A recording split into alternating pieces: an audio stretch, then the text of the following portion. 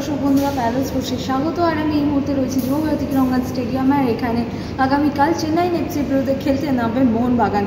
তার আগেই আজকে মোহনবাগান সমর্থকদের জন্য একটু দুঃখের খবর, কারণ তার আগে আজকে অসুস্থ হয়ে গেছেন কোচ অ্যান্টোনিও লোপেজ হাভাস, এবং তার জায়গায় আজকে প্রেস কনফারেন্সে এসেছিলেন ম্যানুয়েল পেরেজ এবং তার সঙ্গে ছিলেন দীপক টাংরি।